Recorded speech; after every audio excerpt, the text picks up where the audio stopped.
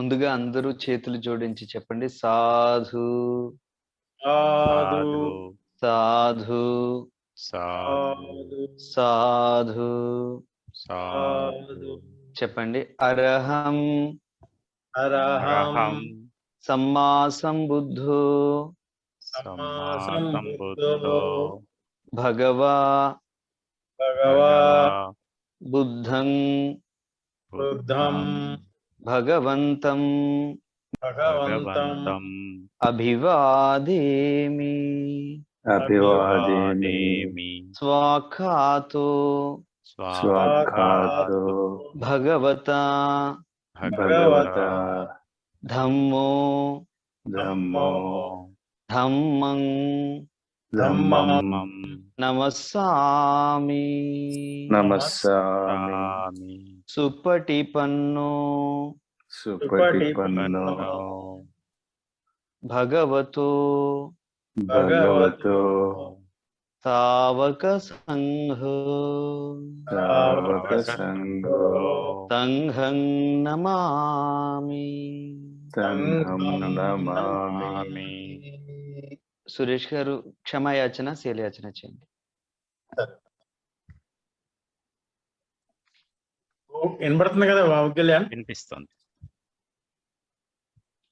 గోకాస వందామి బంతే ద్వారతాయన కథం సబ్బాపరాధం కమాతు మే బంతే ద్వితీయంపి గోకాస వందామి బంతే ద్వారతాయన కథం సబ్బాపరాధం కమాతు మే బంతే తతియంపి గోకాస వందామి బంతే ద్వారతాయన కథం సబ్బాపరాధం కమాతు మే బంతే గోకాస అహం బంతే త్రిశరణేన సహ పంచశీలం ధమ్మం యాచామి అనుగ్రహం కత్వా శీలం దేత మే బంతే ద్వితీయంపి గోకాస అహం బంతే త్రిశరణేన సహ పంచశీలం ధమ్మం యాచామి అనుగ్రహం కత్వా శీలం దేత మే బంతే తతియంపి గోకాస అహం బంతే త్రిశరణేన సహ పంచశీలం ధమ్మం యాచామి అనుగ్రహం కత్వా శీలం దేత మే బంతే. యమహం వదామి తం వదేథ మా బంతే నమో తస్స భగవతో అర్హతో సమ్మా సంబుద్ధస్స. నమో తస్స తస్స భగవతో అర్హతో సమ్మా సంబుద్ధస్స. నమో తస్స తస్స భగవతో భగవతో అర్హతో అర్హతో సమ్మా సమ్మా సంబుద్ధస్స. సంబుద్ధస్స. నమో నమో తస్స తస్స భగవతో భగవతో అర్హతో అర్హతో సమ్మా సంబుద్ధస్స. సంబుద్ధస్స. బుద్ధం శరణం గచ్ఛామి బుద్ధం శరణం గచ్ఛామి. ధమ్మం శరణం గచ్ఛామి ధమ్మం శరణం గచ్ఛామి.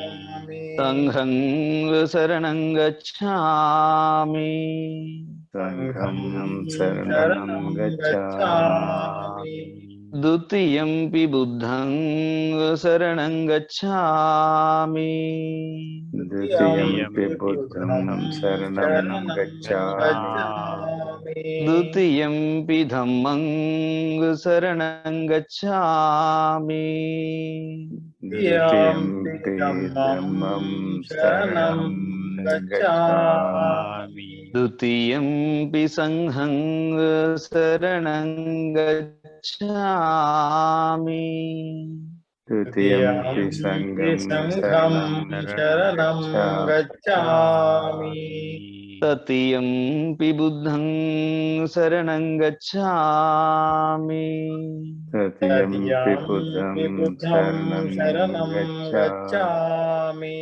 తృతీయంపి ధమ్మం శరణం గచ్ఛామి तृतीयम्पि धम्मं धम्मं शरणं शरणं गच्छामि गच्छामि तृतीयम्पि संघं शरणं गच्छामि तृतीयम्पि तृतीयम्पि सङ्घं संघं शरणं शरणं गच्छामि गच्छामि तिसरणगमनं सम्पूर्णम् अमाबन्ते आमे भन्ते पानातिपाता वीरमणि सिक्खापदं समादियामि पानातिपाता पानातिपाता वेरमणि वेरमणि सिक्खापदं सिक्खापदं समादियामि समादयामि अदिन्नादाना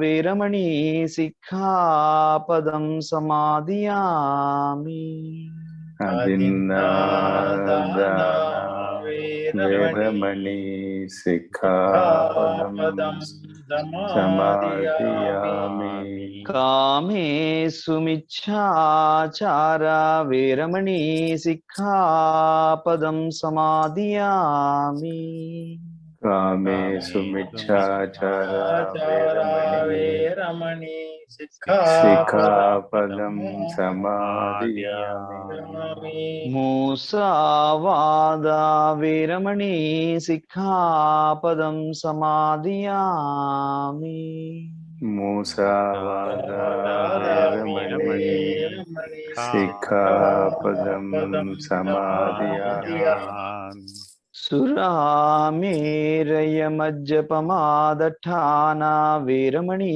सिक्खापदं समादियामि सुरामेरया मज्जपमादठाना मद्यपमादठाना वेरमणि वेरमणि सिक्खापदं सिक्खापदं समादियामि समादयामि तिसरणेन सद्धिं पञ्चशीलं धम्मं साधुकं सुरक्षितं कत्वा अप्पमादेन सम्पादेतव्यम् समावन्ते भन्ते साधु साधु साधु సాధు. సాధు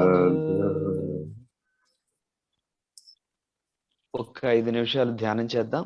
అందరూ మీరు కూర్చున్న చోటే మీకు అనుకూలమైనటువంటి ఆసనంలో కూర్చోండి.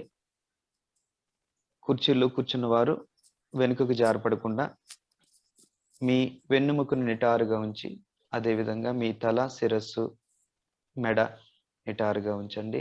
2 చేతుల్ని లాక్ చేసి మీ ఒళ్ళో ఉంచండి. మెల్లగా కళ్ళు మూయండి.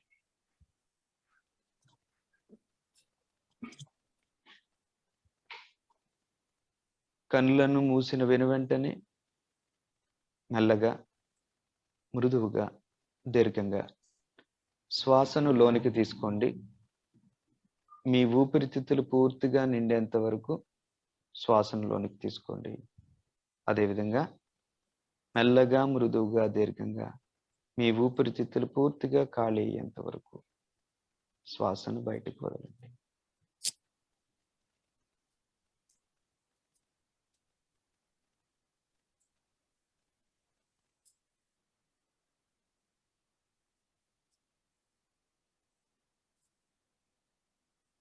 ఇప్పుడు మెల్లగా, దీర్ఘంగా, మృదువుగా శ్వాసను లోనికి తీసుకుంటూ మీ దేహాన్ని నడినెత్తి నుండి కాలి బ్రొటన వేలు వరకు గమనించండి, అనుభూతి పొందండి. మెల్లగా, దీర్ఘంగా, మృదువుగా శ్వాసను బయటికి పంపుతూ మీ దేహాన్ని కాలి బ్రొటన వేలు నుండి నడినెత్తి వరకు అనుభూతి పొందండి.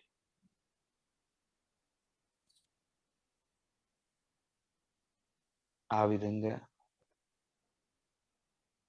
శ్వాసను, అదేవిధంగా మీ దేహాన్ని అనుభూతి పొందిన తర్వాత మెల్లగా మీ ధ్యాసను శ్వాస మీదకు తీసుకువచ్చి కేవలం శ్వాస మీదే నిలిపి నిరంతరాయంగా ఉచ్ఛ్వాస నిశ్వాసలను గమనించండి. సహజ సిద్ధమైనటువంటి శ్వాసను గమనించండి. ఏ ఒక్క శ్వాస మీకు తెలియకుండా లోనికి వెళ్ళరాదు, బయటకి రారాదు. ప్రతి శ్వాసను గమనించండి. శ్వాస వెంటే మీ ధ్యాసను పైన చేయండి. ప్రతి శ్వాస యొక్క పూర్తి నిడివిని గమనించండి.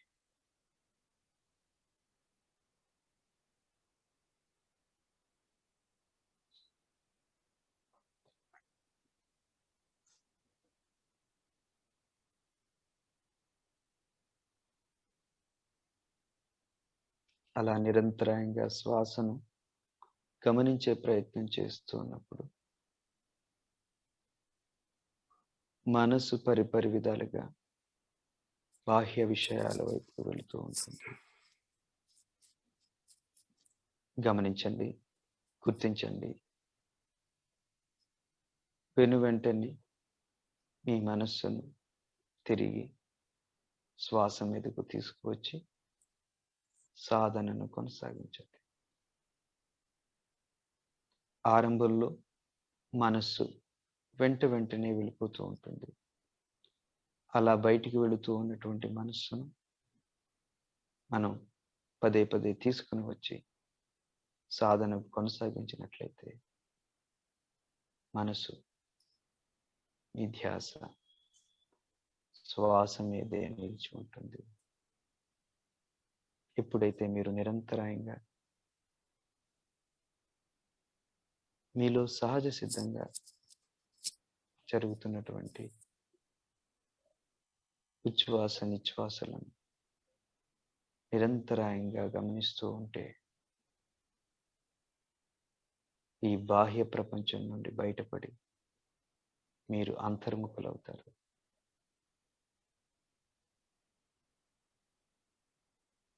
ఎప్పుడైతే మీరు అంతర్ముఖులై సాధనను కొనసాగిస్తూ ఉంటారు, మెల్లగా మీ మొదలు ఆధ్యాత్మిక ఆనందం, ప్రశాంతత, మీ దేహం యొక్క భారం తగ్గిపోతూ ఉంటుంది. మీ మనస్సు తేలికపడుతుంది. ఆలోచనల ప్రవాహ వేగం తగ్గిపోతుంది. మీ మనస్సు ఒక నిర్మల స్థితిని చేరుకుంటుంది. ఒక స్థిరమైనటువంటి స్థితి.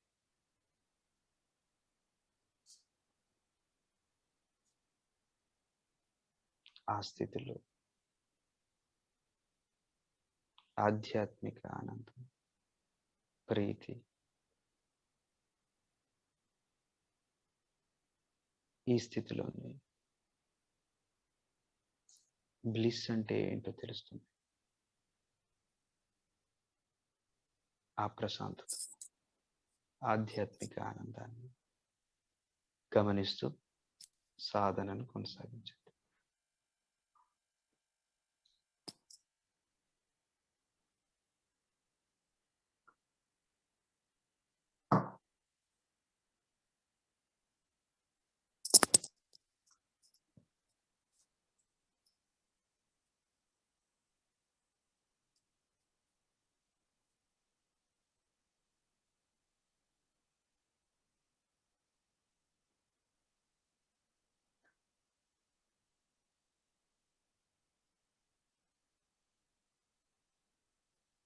సాధనను ముగించే ముందు మరొక్కసారి మీ ధ్యాసను శ్వాస మీదకు తీసుకురండి.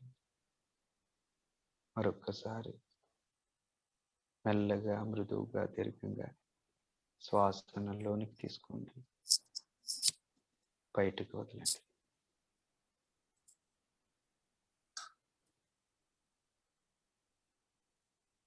అదేవిధంగా మెల్లగా, మృదువుగా, దీర్ఘంగా శ్వాసను లోనికి తీసుకుంటూ మీ దేహాన్ని నడినెత్తు నుండి కాలి బ్రొటన వేలు వరకు గమనించండి.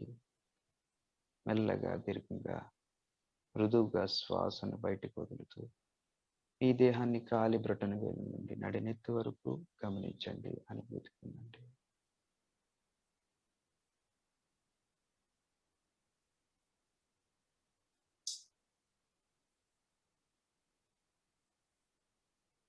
ఆపై మెల్లగా మీ చుట్టూ ఉన్న పరిసరాల్లో వినిపిస్తున్నటువంటి శబ్దాలను వినండి. మీ చుట్టూ ఉన్న పరిసరాల్లో వినిపిస్తున్నటువంటి శబ్దాలను వింటూ సాధు కార్యం చేస్తూ మెల్లగా కనులు తెరవండి. సా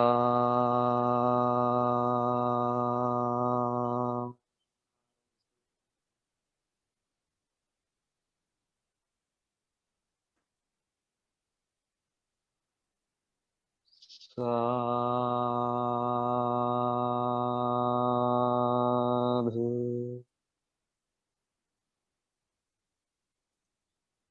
సాధు.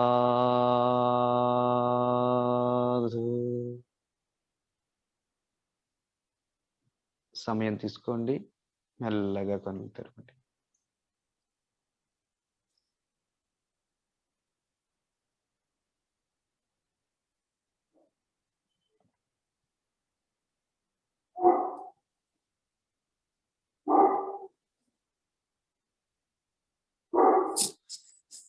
ప్రవచనాన్ని ఆరంభిద్దాం. విపత్తి పటివాహాయ సబ్బ సంపత్తి సిద్ధియ సబ్బ దుఃఖం వినాశాయ సబ్బ భయం వినాశాయ సబ్బ రోగం వినాశాయ భవేదీఘాయుకదాయకం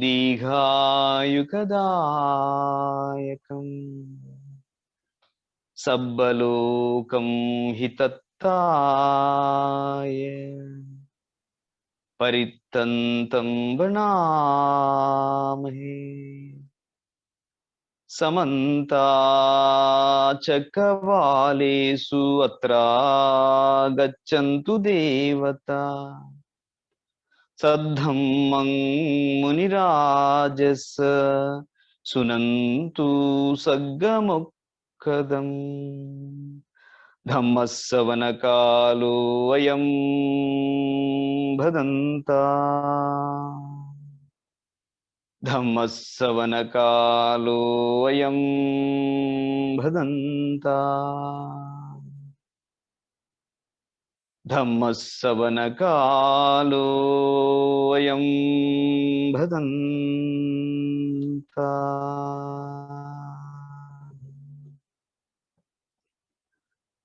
నమో తస్స భగవతో అర్హతో సమ్మా సంబుద్ధస్స.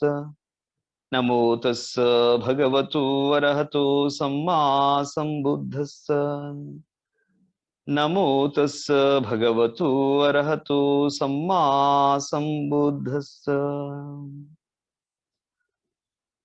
శ్రద్ధాబుద్ధి సంపన్నులైన ఉపాసకులందరికీ నమో బుద్ధాయ.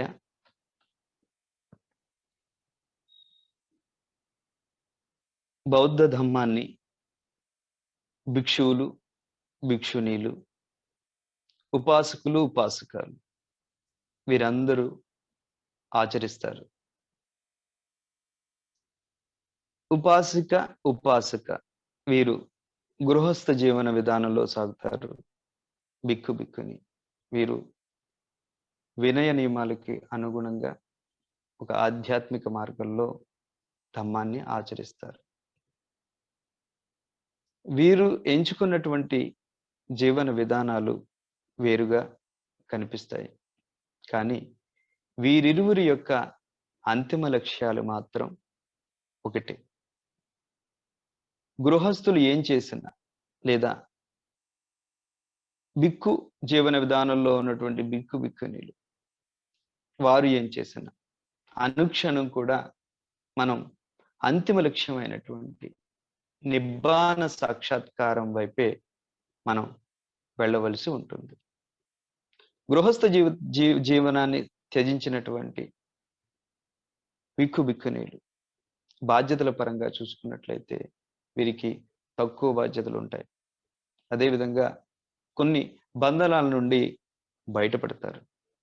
వీరు వారి పూర్తి సమయాన్ని మనోక్లేశాలను జయించడానికి వెచ్చించగలుగుతారు. కానీ గృహస్థులను తీసుకున్నట్లయితే వారు అనేక బాధ్యతలను నిర్వర్తించవలసి ఉంటుంది. ఆ బాధ్యతలను నిర్వర్తించడానికి రకరకాల వృత్తి వ్యాపారాలు చేయాలి. అనేక మందితోటి సంబంధ బాంధవ్యాలను నెరపవలసి ఉంటుంది. అటువంటి పరిస్థితుల్లో ఉన్నటువంటి గృహస్థులు అంతిమ లక్ష్యం వైపుకి ఎలా వెళ్ళాలి? ఈ విధంగా గృహస్థుల యొక్క పరిస్థితులను, బాధ్యతలను, వాటన్నిటిని కూడా బుద్ధ భగవానుల వారు పరిగణించడం జరిగింది. పరిగణించి బుద్ధ భగవానుల వారు గృహస్థులకు ఒక నిర్దిష్టమైనటువంటి జీవన విధానాన్ని అందించడం జరిగింది. ఇక్కడ అందరి అంతిమ లక్ష్యం ఒకటే. మన అందరం కూడా ఒకే లక్ష్యం కోసం తపిస్తూ ఉంటాం, సాధన చేస్తూ ఉంటాం. ముందుగా గృహస్థులైన గృహస్థ జీవితాన్ని త్యజించి ఈ ధమ్మ సాక్షాత్కారానికి పూర్తి సమయాన్ని కేటాయించాలనుకున్నటువంటి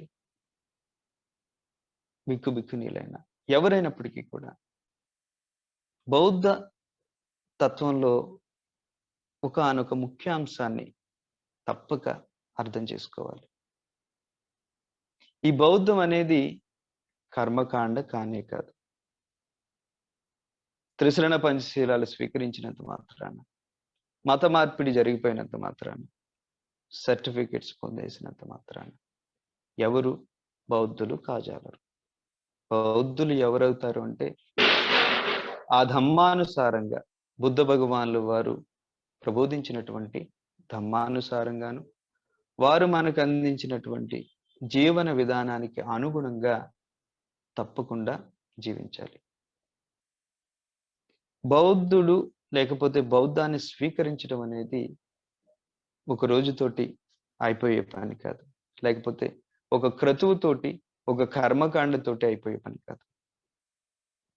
శ్వాస విడిచిన తర్వాత కూడా ఈ సంసార భవసాగరంలో ఉన్నంత వరకు కూడా ధమ్మాన్ని మనం ఆచరించాలి. అందువల్లే మనం చాంటింగ్లో అంటాం యావ నిబ్బాన పర్యంతం అని. అంటే నిబ్బానాన్ని సాక్షాత్కరించుకునేంత వరకు కూడా మనం ధమ్మాచరణ చేయాలి. ఇది ఒక రోజుతో కాదు, ఒక పూటతో కాదు, ఒక నెలతో కాదు, అదేవిధంగా ఆ సందర్భం కాదు, ఈ సందర్భం కాదు. సర్వకాల సర్వావస్థల యందు నిరంతరాయంగా ధమ్మానికి అనుగుణంగా మనం జీవించవలసి ఉంటుంది. అటువంటిది ఈ ధమ్మం. అటువంటి ఈ ధమ్మాన్ని గృహస్థుడు కావచ్చు, ఎవరైనా కావచ్చు, ఒక మానవుడు దీన్ని అంగీకరించాలి అంటే ఈ ధమ్మంలో ఉన్నటువంటి అతి ముఖ్యమైనటువంటి ధమ్మ సూక్ష్మాన్ని అవగతం చేసుకోవాల్సినటువంటి అవసరం ఎంతైనా ఉంది. ఆ ధమ్మ సూక్ష్మం ఏమిటి అంటే ఇమస్మిం సతి ఇదం హోతి, ఇమస్సుపాద ఇదం ఉపజ్జతి, ఇమస్మిం అసతి ఇదం నహోతి, ఇమస్స నిరోధ ఇదం నిరుచ్యతి, ఇమస్మిం సతి ఇదం హోతి. When this exist, that is. ఇది ఉంటే అది ఉంటుంది, ఇది జరిగితే అది ఉంటుంది. ఇమస్సుపాద ఇదం ఉపజ్జతి, due to arising of this that arises. ఇది జరగడం వలన అది జరుగుతుంది. ఇమస్మిం అసతి ఇదం నహోతి, when this does not exist, that is not. Imassa nirodha idam niruchyati, due to the cessation of this that ceases. ఇక్కడ ఈ ధర్మ సూక్ష్మంలో ఉన్నదంతా ఏంటి అంటే హ్యూమన్ ఎఫర్ట్. అది లేకుండా ఏదీ జరగదు. ఏదైనా సరే, దేనికైనా సరే మూలం, ఆధారం ఏంటి అంటే మానవ ప్రయత్నం, సాధన, ఆచరణ, హ్యూమన్ ఎఫర్ట్. అందువల్ల ఎవరైనా సరే, బౌద్ధాన్ని స్వీకరించిన వారు, స్వీకరించని వారు ఎవరైనా సరే బౌద్ధ జీవన విధానాన్ని అనుసరించాలి అంటే ఎఫర్ట్స్ పెట్టాలి. అంతఃకరణ శుద్ధితోటి ఈ ధమ్మాన్ని ఆచరించాలి. దేనికోసం ఆచరిస్తున్నావు? నిబ్బానాన్ని సాక్షాత్కరించుకోవడానికి దీన్ని ఆచరిస్తున్నాను అని అందరికీ ఉండకపోవచ్చు. ఎందువల్లంటే అది అంతిమ లక్ష్యం, చివరి లక్ష్యం. కానీ అంతిమ లక్ష్యాన్ని చేరుకోయే లోపు నీకు అనేక లక్ష్యాలు ఉండొచ్చు, ఉంటాయి, ఉండాలి. దానిలో ఒకానొక ముఖ్యమైనటువంటి లక్ష్యం ఏంటి అంటే జీవితాన్ని సుసంపన్నం చేసుకోవటం, అదేవిధంగా ఆనందంగా జీవించటం, సుఖంగా జీవించటం, ప్రశాంతంగా జీవించటం. ఇవి ప్రతి మానవుడు కూడా కోరుకునేది. నేను ఆనందంగా ఉండాలి, నేను ప్రశాంతంగా ఉండాలి, నేను సుఖంగా ఉండాలి, నేను ఏ విధమైన ఒత్తిడి లేనటువంటి జీవితాన్ని సాగించాలి. ఇది ప్రతి మానవుడు కోరుకునేవే, ప్రతి మానవుడు కోరుకోవాలి. ఇదే బౌద్ధం చెప్తుంది. ఇవన్నీ కూడా కోరుకోవాలి, నువ్వు తప్పనిసరిగా కోరుకోవాలి. కానీ క్షణికానందాలు కావు, క్షణిక సుఖాలు కావు, నీ యొక్క వ్యక్తిత్వాన్ని దిగజార్చేటువంటి సుఖాలు, ఆనందాలు, భోగాలు కాదు. ఎటువంటివి అంటే నీ వ్యక్తిత్వ వికాసాన్ని కలిగించే, నిన్ను ఒక ఉన్నతి స్థాయికి తీసుకువెళ్ళేది. అటువంటి ఆనందాలు, సుఖాలు, ప్రశాంతత, ఇవన్నీ కూడా నువ్వు తప్పనిసరిగా సాధించాలి. బౌద్ధ మార్గాన్ని ఏమంటావు? సుఖం నుండి పరమ సుఖానికి తీసుకువెళ్తుంది బౌద్ధ మార్గం. అందువల్ల మానవుడు కోరుకునే వాటికి వ్యతిరేకంగా బౌద్ధం ఏది చేయదు, ఏది చెప్పదు. నువ్వేం కోరుకుంటున్నావో అదే. కానీ నీ వ్యక్తిత్వాన్ని పతనం చేసేటువంటి వాటి జోలికి వెళ్ళొద్దు. నేను చెప్తాను, బౌద్ధం చెప్తుంది ఏంటి?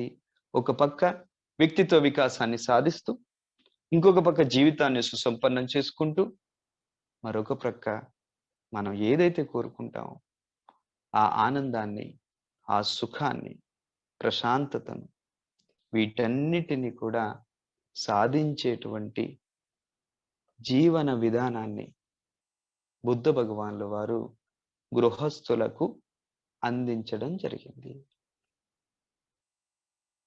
దానికి సంబంధించి త్రిపీఠకాల్లో వివిధ సూత్రాలు ఉంటాయి.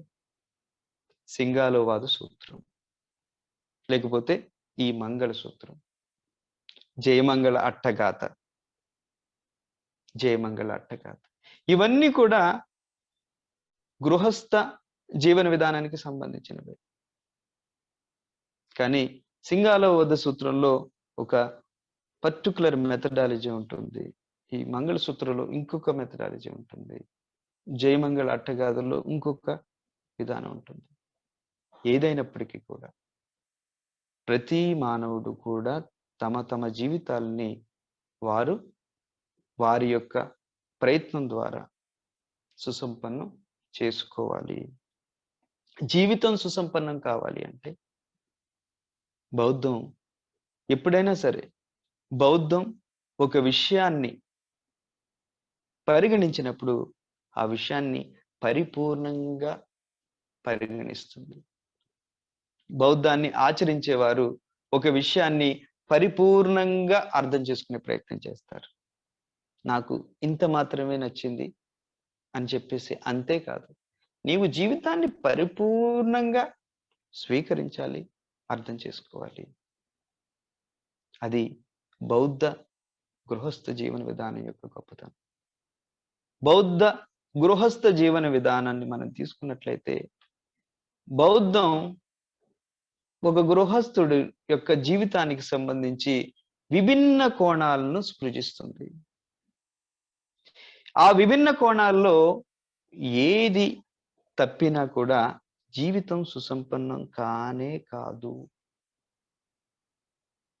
జీవితం సుసంపన్నం కావాలి అంటే ఆ విభిన్న కోణాలు ఉండాలి. వజ్రానికి విభిన్న కోణాలు లేకపోతే దానికి విలువ అనేది ఉండదు. ఆ విధంగానే జీవితానికి కూడా విభిన్న కోణాలు ఉంటాయి. ఆ విభిన్న కోణాలు ఏంటి? సామాజిక కోణం. మనం ఎంతమంది సామాజిక కోణంలో జీవిస్తున్నాము, సమాజాన్ని పరిగణించి జీవిస్తున్నాము అంటే మనం ఉన్నది ఉన్నట్టుగా చెప్పుకోవాలి అంటే లేనట్టే లెక్క. రెండవది విద్యాపరమైనటువంటి కోణం. ఈ మంగళసూత్రాలు ఇవన్నీ ఉంటాయి. సామాజిక కోణం ఉంటుంది, విద్యాపరమైనటువంటి కోణం. ఆ విద్యాపరమైనటువంటి కోణం ఈ రోజుల్లో విచ్ఛిన్నమైపోయింది.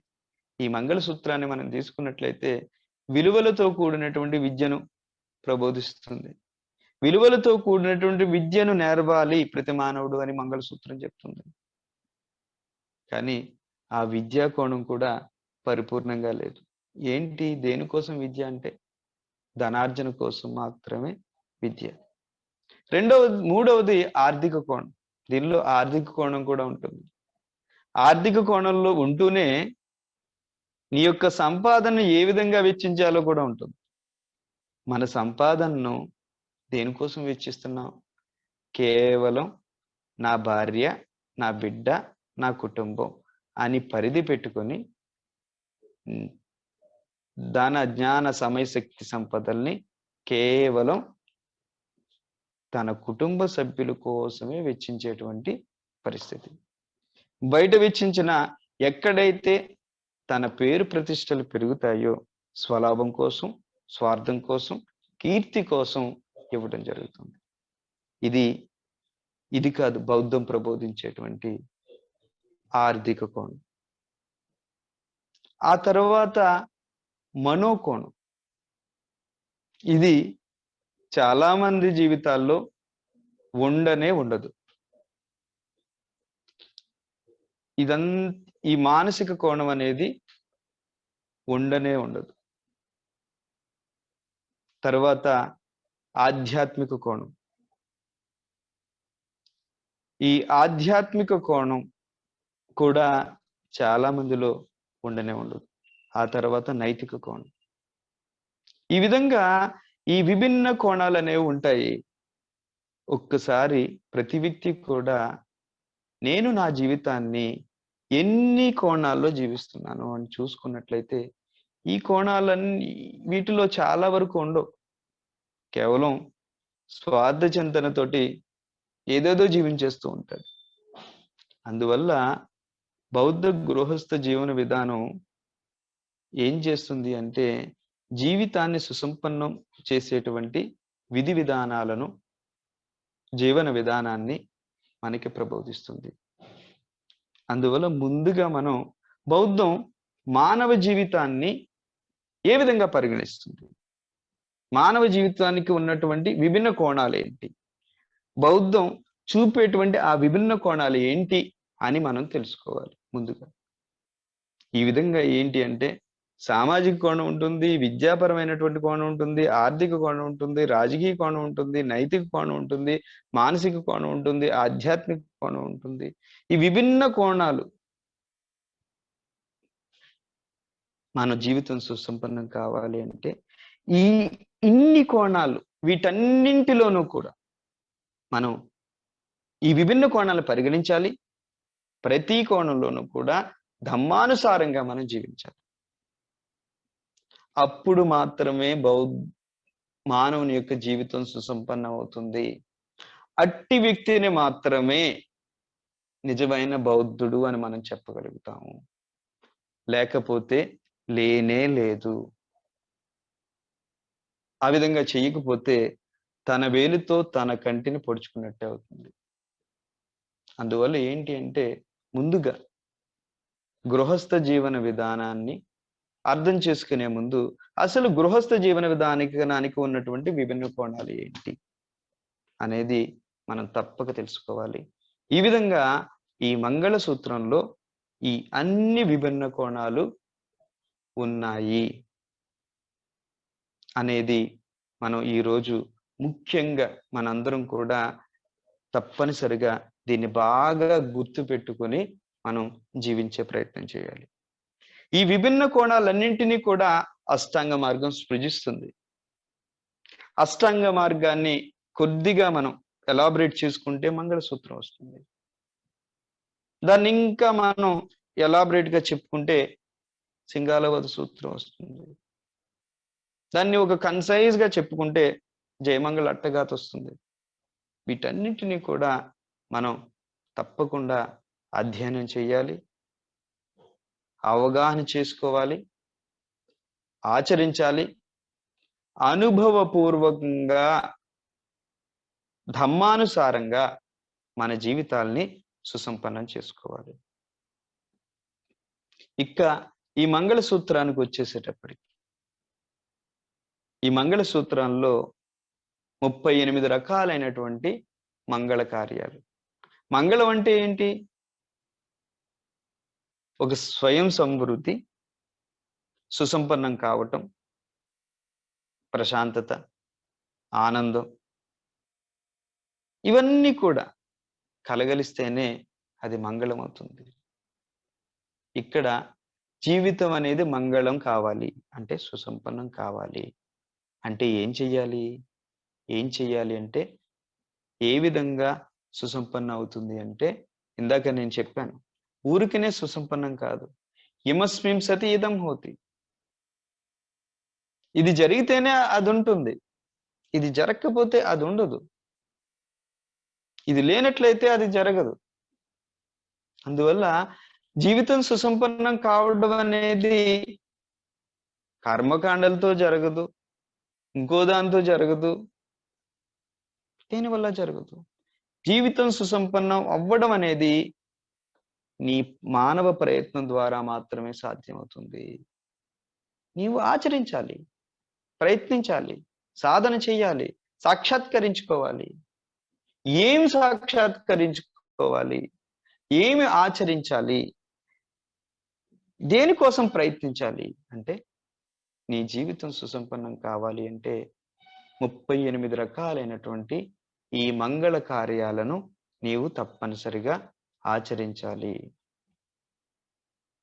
ఈరోజు సంక్షిప్తంగా ఈ 38 రకాలైనటువంటి మంగళ కార్యాలను మీకు తెలియజేసి నా ప్రవచనాన్ని ముగిస్తాను. ఈ మంగళసూత్రానికి ముందు అది ఏ విధంగా, ఏ పరిస్థితుల్లో, ఎప్పుడు, ఏ సందర్భంలో బుద్ధ భగవానుల వారు ఈ సూత్రాన్ని ప్రవచించారు, ప్రబోధించారు అని చెప్పడం జరిగింది. దాని తరువాత ఈ మంగళ కార్యాల గురించి చెప్పడం జరుగుతుంది. మొదటి మంగళ కార్యం ఏంటి అంటే అసేవనాచ బాల, not to associate with the fool. అంటే మూర్ఖుల సాంగత్యం చేయకూడదు. మళ్ళీ మూర్ఖుడంటే ఎవరు? మూర్ఖుడంటే ఏమీ లేదు, జీవితం పట్ల శాస్త్రీయమైనటువంటి అవగాహన లేనటువంటి వ్యక్తి మూర్ఖుడు. క్రమశిక్షణ, దాతృత్వం, త్యాగనిరతి, సేవా తత్పరత లేనటువంటి వాడు మూర్ఖుడు. శీలాచరణ చేయనటువంటి వాడు మూర్ఖుడు. అటువంటి మూర్ఖుల సహవాసం చెయ్యొద్దు. పండితానంచ సేవన, పండితులంటే ఎవరు? మూర్ఖునికి వ్యతిరేకం. అంటే జీవితం పట్ల శాస్త్రీయమైనటువంటి అవగాహన కలిగినటువంటి వ్యక్తి, దాతృత్వం, త్యాగనిరతి, సేవా తత్పరత, క్రమశిక్షణ, స్వీయ నియంత్రణ, శీలాచరణ కలిగినటువంటి వ్యక్తి పండితుడవుతాడు. అటువంటి వాళ్ళ సాంగత్యం చెయ్యాలి, స్నేహం చెయ్యాలి. పూజాచ పూజనీయ, మూడవది పూజించదగిన వారిని, పూజించవలసిన వారిని తప్పకుండా మనం పూజించాలి. ఇప్పుడు ఎవరిని పూజిస్తారు? ధనికుణ్ణి పూజిస్తారు. ఎవరి వద్ద అయితే అధికారం ఉందో వాళ్ళని పూజిస్తారు. అంతే తప్ప పూజనీయులు ఎవరు? పూజనీయులు అంటే మళ్ళీ అదే జీవితం పట్ల శాస్త్రీయమైనటువంటి అవగాహన, అవి ఆ తర్వాత మనోక్లేశాలను జయించేటువంటి మార్గంలో ఉన్న వాళ్ళు కావచ్చు, జయించినటువంటి వారు కావచ్చు. అటువంటి వారిని, వయసులో పెద్దల్ని, వాళ్ళందరూ కూడా పూజనీయుల్ని మనం పూజ్యభావంతో, వారి పట్ల పూజ్యభావంతో మనం మెలగాలి. 4వది పతిరూప దేశవాసోచం, to reside in a suitable locality. మనం సూటబుల్ లొకాలిటీ ఏంటి అంటే ఏమీ లేదు, ధమ్మాచరణకు అనుకూలమైనటువంటి వాతావరణంలో నువ్వు జీవించు. అంటే అనుకూలమైనటువంటి వాతావరణంలో ఇల్లు కట్టుకోవడమే కాదు, అనుకూలమైనటువంటి, ఎప్పుడైతే నీ ధమ్మాచరణకు భంగం కలిగేటువంటి పరిస్థితుల్లోకి సందర్భాల్లోకి నీవు వెళ్ళకూడదు. దీంతో పాటుగా మనం నివసించేటువంటి పరిస్థితులు ధమ్మాచరణకు అనుకూలంగా ఉండాలి. పుబ్బేచ కథపుణ్యత, ఇది చాలా ముఖ్యమైనది. To have done meritorious actions in the past. In the past అంటే పాస్ట్ లైఫ్ ఏమీ కాదు.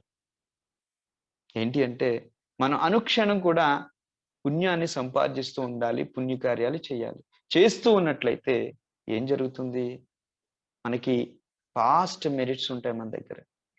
మనం ఇప్పుడు సంపాదిస్తాం, ఇప్పుడు కష్టపడతాం, నెలాఖరిని జీతం వస్తుంది, దాన్ని మనం బ్యాంకులో పెట్టి దాచుకుంటాం, మళ్ళీ కష్టపడుతూ ఉంటాం. ఎప్పుడైతే మన బ్యాంక్ బ్యాలెన్స్ అనేది నిండుగా ఉందో మనం చాలా కాన్ఫిడెంట్గా ఉంటాం. అదేవిధంగా పుణ్యం అనేది మన దగ్గర ఉందో, గతంలో చేసినటువంటి పుణ్యం మన దగ్గర ఉందో, అప్పుడు మనం మనోస్థిరత్వాన్ని కలిగి ఉంటాము, మనోసమగ్రతను సాధిస్తాము, మనం స్థిరంగా ఉండగలుగుతాము. ఆ తర్వాత అత్త సమ్మాపనీది, 6వది సంకల్ప బలం దృఢంగా ఉండాలి. To set one self in the right course. మనం ఏం చేసినా కూడా ఒక దృఢమైనటువంటి సంకల్ప బలంతో చెయ్యాలి. సంకల్ప బలం, సంకల్పం కావచ్చు, ఉద్దేశం కావచ్చు, ఇవి సరిగా ఉన్నట్లయితే మానవుడు సాధించలేనిది ఏదీ లేదు. సంకల్పం ఎప్పుడు కూడా సరిగా ఉండాలి, అదేవిధంగా దృఢంగా ఉండాలి. 7వది బాహు సత్యంచ, టు హ్యావ్ మచ్ లెర్నింగ్. మనం బౌద్ధం విద్యా విధానం అనేది బౌద్ధం నుంచే మొదలైంది. మానవాళికి ఒక విద్య అనేది బౌద్ధం నుండే మొదలైంది. విద్య, అందరూ కూడా విద్యావంతులు కావాలి, చదవాలి. సిప్పంచ, అదేవిధంగా కొన్ని చేతి వృత్తుల యందు, కళల యందు నైపుణ్యాన్ని సాధించాలి. విద్యతో పాటు వృత్తుల యందు, కళల యందు నైపుణ్యాన్ని కూడా సాధించాలి. అంటే నీ పని నువ్వు చేసుకునే విధంగా నిన్ను నీవు తీర్చిదిద్దుకోవాలి. ఆ తర్వాత వినయోచ సుశిక్షితో, జ్ఞానం ఉంది, వాడి దగ్గర నైపుణ్యం ఉంది, కానీ వినయం అనేది లేదు, డిసిప్లిన్ అనేది లేదు, క్రమశిక్షణ అనేది లేదు, స్వీయ నియంత్రణ అనేది లేదు. అటువంటి వ్యక్తి వద్ద ఉన్నటువంటి జ్ఞానం, నైపుణ్యం ఎవరికి ఉపయోగపడదు. అందువల్ల ఆ జ్ఞానం, నైపుణ్యంతో పాటు తప్పనిసరిగా నువ్వు సాధించవలసింది క్రమశిక్షణ, స్వీయ నియంత్రణ. 10వది సుభాషితాచ యావాచ. ఇవన్నీ ఉన్నాయి, మాట సరిగ్గా లేదు. అది అన్నీ ఉండి వాక్కు అనేది వాక్శుద్ధి లేనప్పుడు, మంచిగా మాట్లాడలేనప్పుడు అవన్నీ కూడా వృధా అయిపోతాయి. అందువల్ల తప్పనిసరిగా వాక్శుద్ధి కలిగి ఉండాలి, మృదువుగా మాట్లాడాలి, మంచిగా మాట్లాడాలి. ఇదంతా అయిన తర్వాత ఈ విధంగా నిన్ను నీవు తీర్చిదిద్దేసుకున్నావు. దీని ద్వారా నీ యొక్క క్యారెక్టర్ బిల్డింగ్ అనేది జరిగిపోయింది. ఒక వ్యక్తిత్వాన్ని నువ్వు సాధించావు. వ్యక్తిత్వాన్ని సాధించిన తర్వాత మాతాపితు పట్టాను, నువ్వు చదువుకున్నావు, నైపుణ్యాలను సంపాదించుకున్నావు, నీ దగ్గర క్రమశిక్షణ ఉంది, స్వీయ నియంత్రణ ఉంది, చక్కగా మాట్లాడుతున్నావు, చక్కటి వ్యక్తిత్వాన్ని సాధించావు, ఉద్యోగం కూడా వచ్చింది, సంపాదన కూడా సంపాదిస్తున్నావు. తర్వాత నువ్వు చేయాలి ఏంటి? మాతాపితు పట్టాను, to support mother and father. నీ తల్లిదండ్రులని నీవు జాగ్రత్తగా చూసుకోవాలి, వాళ్ళని సపోర్ట్ చేయాలి. ఆ తర్వాత తల్లిదండ్రుల సంగతి చూసుకున్న తర్వాత, అంటే ఫస్ట్ ప్రయారిటీ నీ తల్లి తండ్రి, నీకు జన్మనిచ్చినటువంటి తల్లిదండ్రులు. ఆ తర్వాత 12వది భార్య, ఆ తర్వాత 13వది పిల్లలు. కానీ ఇప్పుడు ఎలా ఉంది? రివర్స్ ఉంది. ముందు భార్య పిల్లలు, ఆ తర్వాతే తల్లి తండ్రి. కానీ బౌద్ధం ఏం చెప్తుంది? నీ ప్రయారిటీ ముందు నీ తల్లి తండ్రి, ఆ తర్వాత భార్య, ఆ తర్వాత పిల్లలు, ఆ తర్వాత ఇది నీ కుటుంబం. అనాకులాచకమ్మంత ఇది వృత్తిపరమైనటువంటి విషయం. నీవు వృత్తిని ఎంచుకునే ముందు తప్పనిసరిగా పంచశీలాలను పరిగణించాలి. పంచశీలాలకి విరుద్ధమైనటువంటి ఏ వృత్తిని కూడా నీవు చేపట్టకూడదు. పంచశీలాలకి లోబడే నీవు ఎంచుకునే వృత్తి ఉండాలి. పంచశీలాలకి లోబడినటువంటి వృత్తి వల్ల నీకు అశాంతే కలుగుతుంది. వృత్తిని ఎంచుకున్నావు. ఆ తర్వాత దానంచ, to be generous in giving, దాతృత్వాన్ని కలిగి ఉండాలి. బౌద్ధం పదే పదే చెప్తుంది, ధమ్మాచరణ దాతృత్వంతోటే మొదలవుతుంది. దాన గుణం లేనటువంటి వ్యక్తి ధమ్మాన్ని అవగతం చేసుకోలేడు, ధమ్మాన్ని ఆచరించలేడు. బౌద్ధుడిగా నువ్వు చేయవలసింది ముందుగా దాతృత్వాన్ని పెంపొందించుకోవాలి. ధమ్మచర్యాచ, to be righteous in conduct. నీ యొక్క ప్రతి చర్య కూడా ధమ్మానికి లోబడి ఉండాలి. నీ కండక్ట్ అనేది ధమ్మానుసారంగా ఉండాలి. జ్ఞాతకానంచ సంగహో, ఆ తర్వాత నీ బంధువులను, టు హెల్ప్ వన్స్ రిలేటివ్స్, నీ బంధువులకి నీవు సహాయపడాలి. చాలా గ్రామాల్లో చూస్తూ ఉంటాం, చదువుకుని పెద్ద ఉద్యోగం వచ్చిన తర్వాత ఆ గ్రామాన్ని విడిచి దూరంగా వెళ్ళిపోతాడు. నా గ్రామం అదని చెప్పడు, మళ్ళీ గ్రామానికి వెళ్ళడు, బంధువుల దగ్గరికి వెళ్ళడు, ఎవ్వరికి కూడా సహాయం అనేది చేయడు. జ్ఞాతకానంచ సంగ్రహం, తప్పనిసరిగా నీవు నీ బంధువులకి సహాయపడాలి. అనవజ్జాని కమ్మాన్, to be blameless in action. నువ్వేం చేసినా కూడా ఆ బ్లేమ్, ఎవరు కూడా నిన్ను బ్లేమ్ చేయకుండా నీవు నీ యొక్క ప్రతి చర్య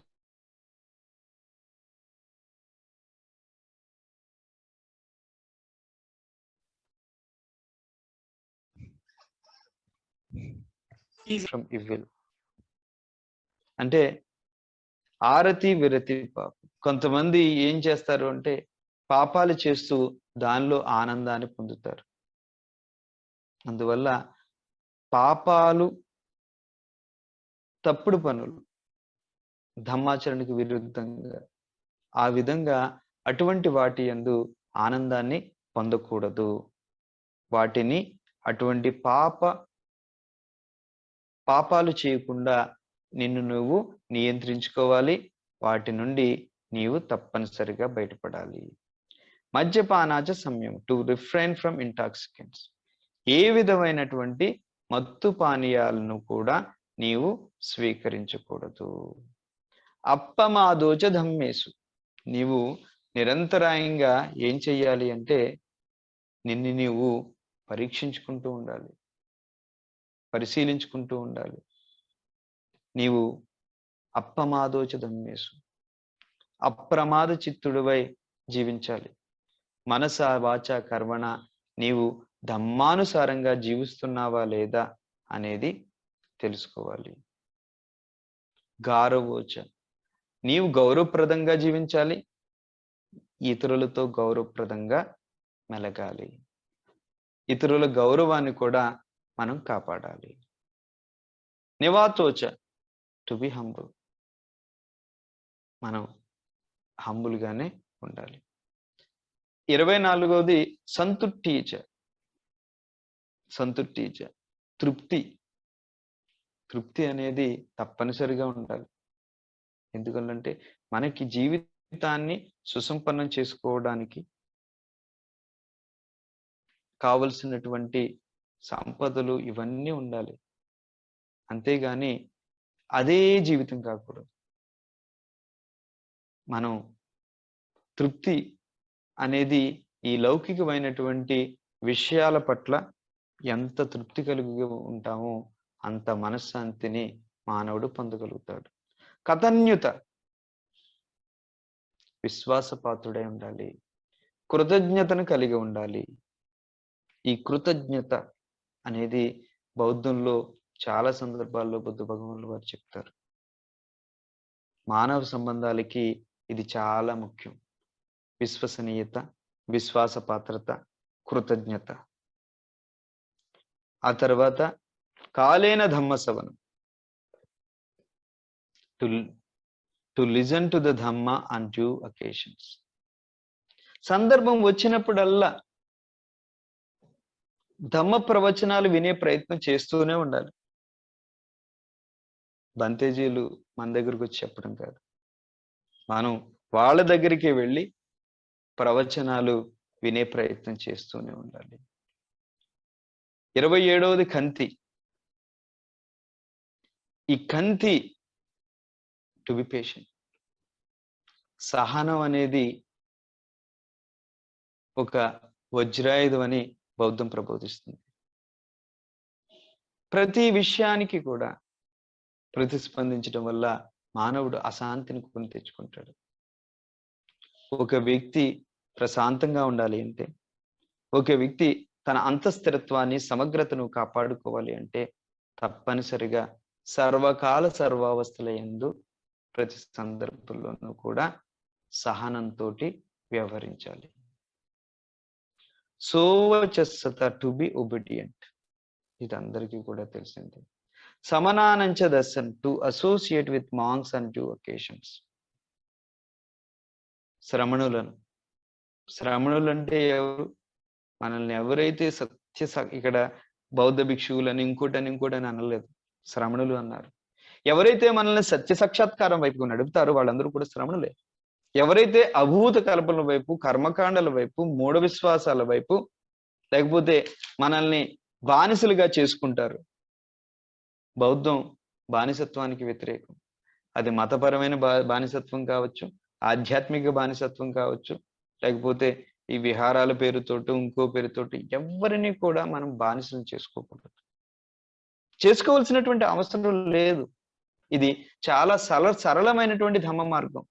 నీవు నిబద్ధతతోటి ఒక వ్యక్తికి 1 గంట సేపు చెప్తే చాలు, అతనికి అవగతం చేసుకుంటాడు.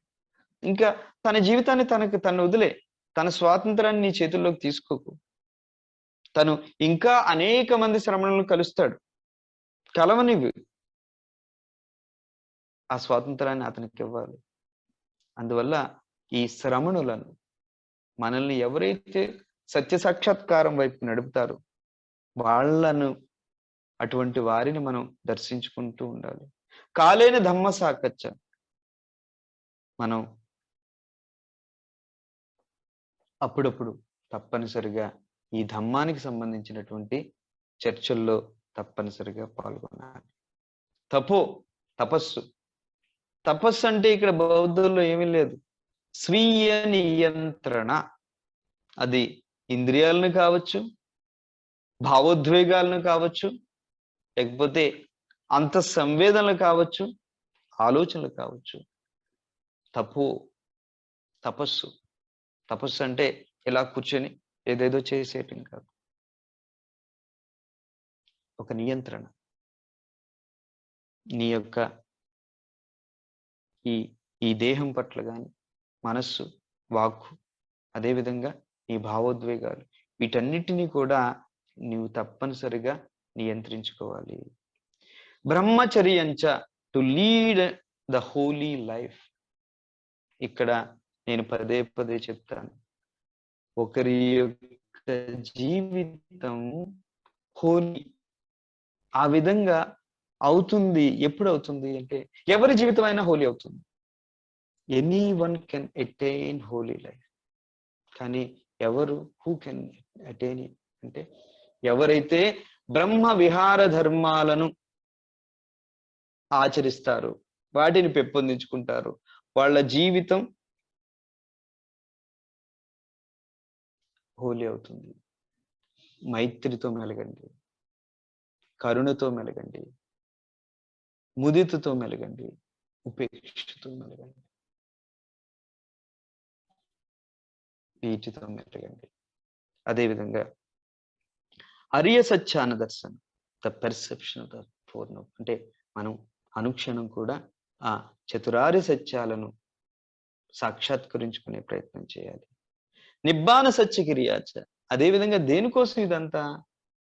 నిబ్బాన సాక్షాత్కారాన్ని కోసం, మన అంతిమ లక్ష్యమైనటువంటి నిబ్బానాన్ని సాక్షాత్కరించుకోవటం కోసం.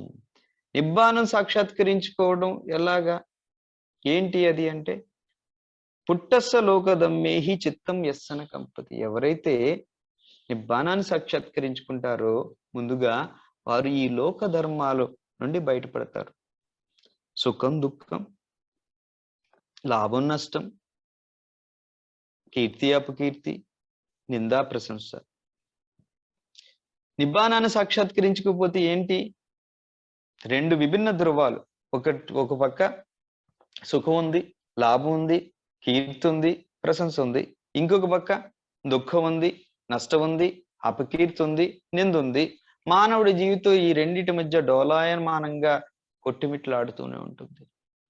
ఆ విధంగా కొట్టిమిట్లాడితే ఏంటి? శోకం, జీవితం దుఃఖమయం అయిపోతుంది. ఆ విధంగా కొట్టిమిట్లాడుతూ నువ్వు సాధించేదేంటి? క్లేశాలను సంపాదించుకుంటావు.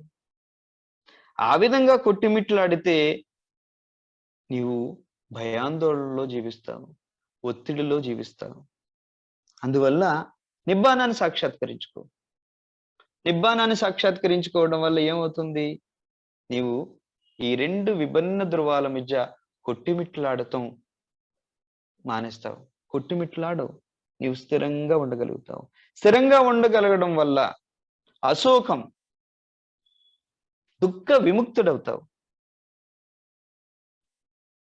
37 విరజం, ఈ క్లేశాలను అంతమొందిస్తావు. నీవు వీటి నుండి ముక్తిని పొందుతావు. క్షేమం అంటే నీవు క్షేమంగా ఉంటావు, నీవు క్షేమంగా ఉంటావు అని ఈ విధంగా మన బుద్ధ భగవాన్ వారు ప్రబోధించినటువంటి మంగళసూత్రం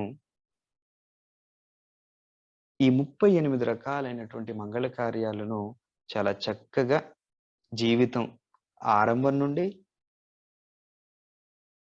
మెల్లగా బాల్యం, విద్యాభ్యాసం, గృహస్థ జీవితం, ఆ తర్వాత వృత్తి వ్యాపారాలు చేస్తూ జీవితాన్ని సాగించడం, మెల్లగా ఆధ్యాత్మిక ఈ సమాజానికి కావలసినన్ని చేయటం, దాంతో పాటుగా ఆధ్యాత్మికంగా ముందుకు వెళ్ళడం, మెల్లగా మదిలోని క్లేశాలను జయించడం, నిబ్బానాన్ని సాక్షాత్కరించుకోవటం, పరమసుఖాన్ని, పరమానందాన్ని పొందటం, జీవితాన్ని దుఃఖ విముక్తం చేసుకోవటం.